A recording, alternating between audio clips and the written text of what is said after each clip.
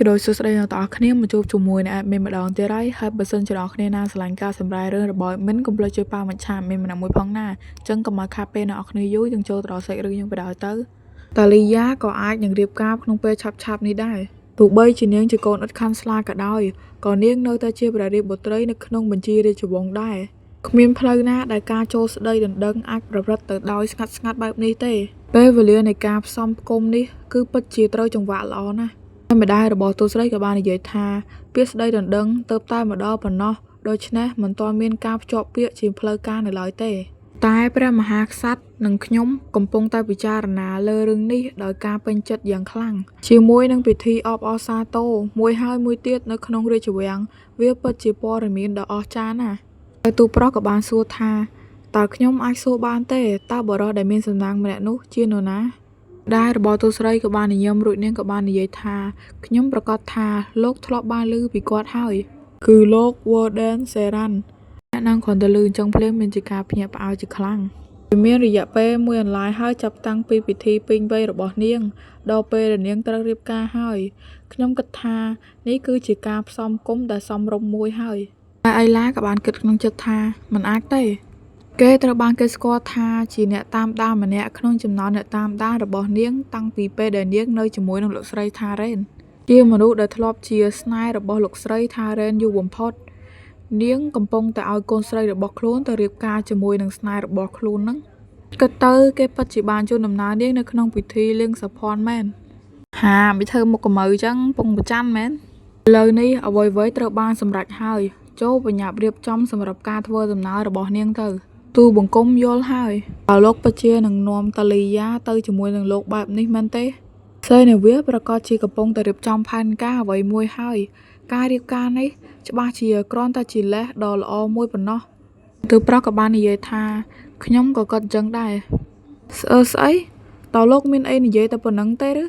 យើងមិនទាន់ដឹងថាម្ចាស់ស្ត្រីនឹងធ្វើអ្វីនៅឡើយទេប៉ុន្តែលោកបែរជានាំនាងទៅតើតម្រូវឲ្យខ្ញុំធ្វើអ្វីឲ្យប្រកាសទៅតើអ្នកចង់ឲ្យខ្ញុំបញ្ឆាំងនឹងរាជបញ្ជារបស់ព្រះអង្គទេខ្ញុំគ្រាន់តែព្រះអង្គគឺជាអ្នកគ្រប់គ្រងអាណាចក្រនេះហើយខ្ញុំបានស្បត់ស្មោះត្រង់ចំពោះនឹងរាជវង្សហើយខ្ញុំគ្មានជំរឿសអ្វីក្រៅពីស្ដាប់បង្គាប់នោះទេតើនោះមិនមែនជាអ្វីដែលពួកក្សត្រដូចជាអ្នកតែងតែទាមទារពីពួកមន្ត្រីជាន់ខ្ពស់ទេឬហើយកញ្ញានឹងក៏បានចាប់អោបទូប្រុសរបស់យើងរួចនាងក៏បាននិយាយថាខ្ញុំសុំទោសខ្ញុំគ្រាន់តែបារម្ភពេកហើយក៏បានច្រឡោតដាក់លោកដូច្នេះសូមមេត្តាកុំបែកខ្នងដាក់ខ្ញុំយ៉ាងត្រជាក់ទៅជុំបែបនេះអីឡើងមកយាហ្មងអូយអញហត់ម៉េះមិនបាច់បារម្ភពីអ្វីឡើយទោះបីជាអធិរាជនីកំពុងតែរៀបចំផែនការអ្វីក៏ដោយខ្ញុំនឹងមិនបណ្ដោយឲ្យមានគ្រោះថ្នាក់អ្វីកើតឡើងលើព្រះនាងដាច់ខាតខ្ញុំបានសន្យាជាមួយនឹងអតីតរាជនីថាខ្ញុំនឹងការពារអ្នកទាំងពីរឲ្យអស់ពីសមត្ថភាព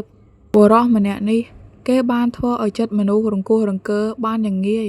ហើយក៏លួងលោមពួកគេវិញដោយគ្មានចិត្តស្មោះត្រង់បន្តិចសោះគេទៅយួរគេឈ្មោះនិងអំណាចរបស់ខ្ញុំជាព្រះនាងគឺគ្មានន័យអ្វីសោះសម្រាប់គេទោះបីជានៅជាមួយគ្នាមកជាង10ឆ្នាំហើយក៏ដោយការអោបក្រសោបរបស់គេគឺនៅតែត្រជាក់ត្រជុំដដែលត្រូវហើយឲ្យតែគេនៅខាងយើងគឺគ្មានអ្វីត្រូវបារម្ភទៀតទេតើឯងកំពុងតែសម្លឹងមកអ្វីឲ្យប្រកាសទៅ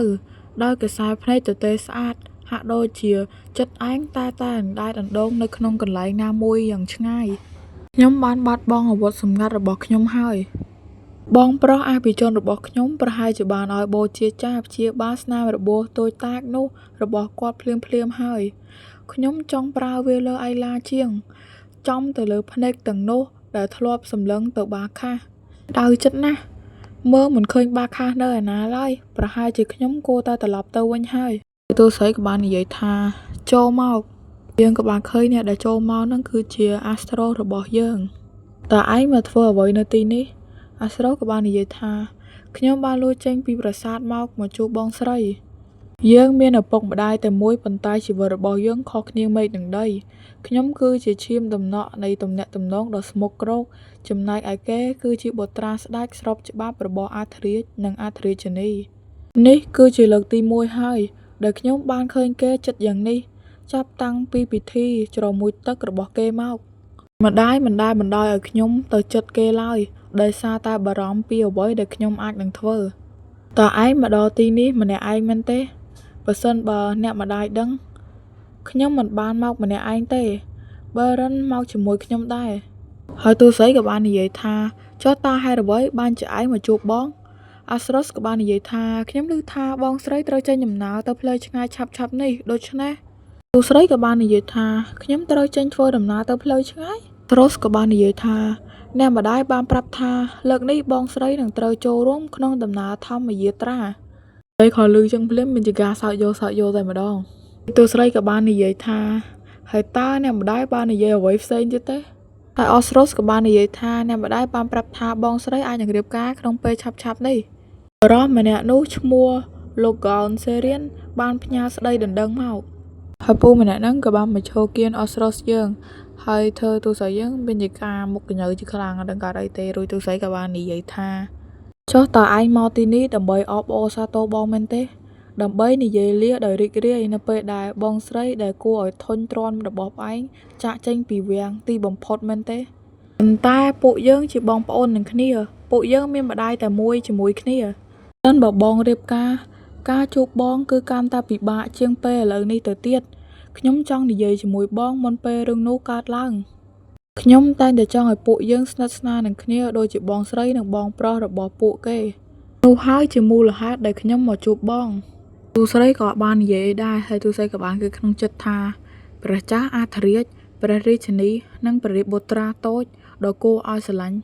និងឆ្លៀសវៃរបស់ពួកគេដោយសារតែឯងទើបបងប្រែជាគ្មានតម្លៃតតែសោះបែបនេះប៉ុន្តែជាស្នាមប្រឡាក់ដ៏អាក្រក់មើលដែលត្រូវតែលុបចេញពីរូបភាពដ៏ល្អឥតខ្ចោះរួចទូសីក៏បាននិយាយថាដោយដែលព្រះនាងច្បងខិតខំធ្វើដោយមិនហត់នឿយដើម្បីទៅជួយបងប្រុសភ្លោះរបស់នាងដើម្បីឡើងធ្វើជាអធិរាជតើឯងរំពឹងថាបងនឹងប្រកល់ជីវិតទាំងមូលរបស់បងដើម្បីបម្រើឯងមែនទេខ្ញុំមិនចង់សំដៅលើរឿងនោះទេទោះបីជាឯងមិនបានសុំក៏ម្ដាយរបស់ពួកយើងបានរៀបចំផែនការយ៉ាងច្បាស់លាស់ក្នុងការប្រើប្រាស់បងដើម្បីប្រយោជន៍ឯងរួចស្រេចទៅហើយបងប្រកាសណាស់ថាការរៀបការនេះកើតឡើងគ្រាន់តែដោយសារតែការផ្ដល់ផលប្រយោជន៍ដល់ឯងប៉ុណ្ណោះដូច្នេះហើយប្អូនប្រុសតូចបោះបង់ការរំពឹងទុកដែលគ្មានន័យទាំងនោះចោលទៅឯងដែលត្រូវបានចិញ្ចឹមបីបាច់ក្រោមការការពារយ៉ាងល្អឥតខ្ចោះឯងមិនដែលចំណាយពេលមួយយប់ញ័ររន្ធត់ដោយភាពភ័យខ្លាចនោះទេឯងមិនដែលជួបប្រទះនឹងភាពជាសត្រូវយ៉ាងចំហនោះទេបងគ្មានបំណងធ្វើជាបងស្រីដ៏ផ្អែមល្ហែមនិងស្មោះស្ម័គ្ររបស់ឯងឡើយព្រោះតែប្រហែលជាថ្ងៃនេះគឺជាលើកដំបូងហើយដែលឯងត្រូវឈឺចាប់រួចទូស្រីក៏បាននិយាយថាបងស្អប់ឯងដោយដែលឯងស្អប់បងប្អូនបង្កើតភ្លោះរបស់ពួកយើងដែរឥឡូវនេះនៅពេលដែលឯងយល់ហើយតើឯងអាចមេត្តាចាក់ចេញទៅបានទេហើយយើងក៏បានលើសម្រាប់ជើងរបស់ទូស្រីកំពុងតែដើរទៅកន្លែងណាមួយហើយយើងក៏បានឃើញអ្នកបម្រើគោរពទូស្រីតាមធម្មតាអញ្ចឹងណា